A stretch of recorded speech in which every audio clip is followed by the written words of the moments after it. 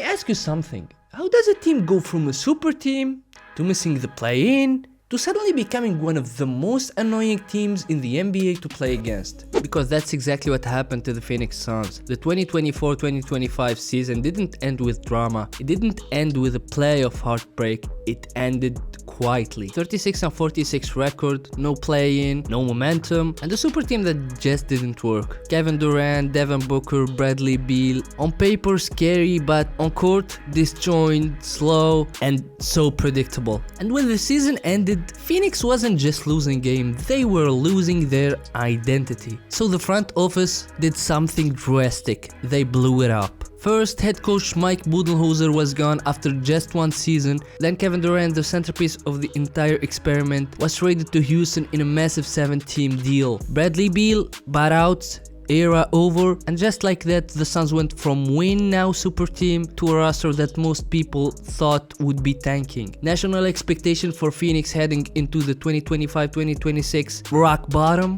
But here's the thing about Ashes.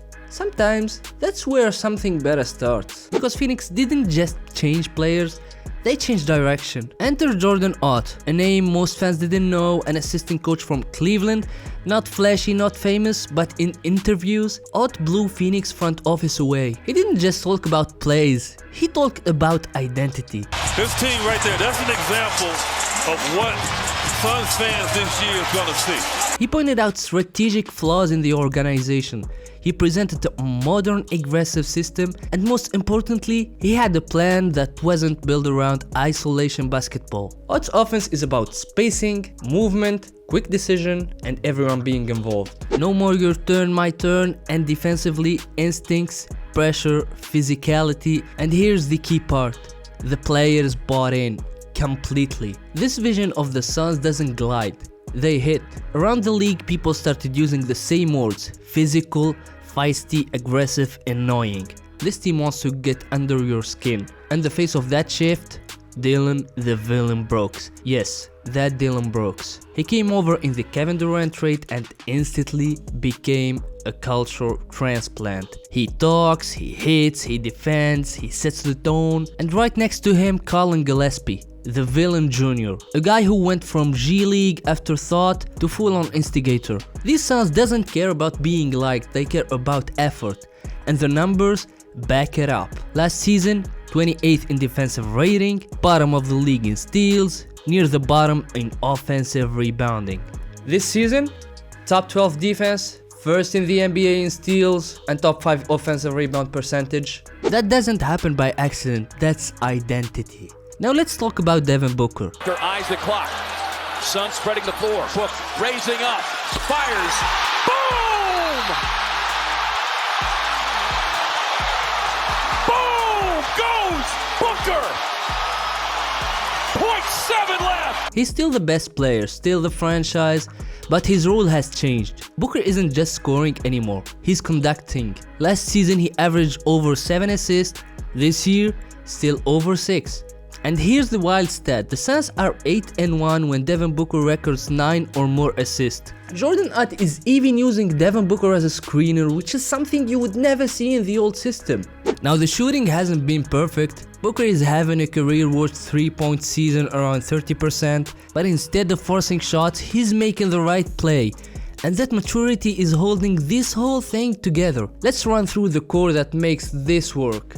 Dillon Brooks. Emotional leader, toughest defensive assignment every night, over 21 points a game, elite clutch defender. He's not just noise, he is production.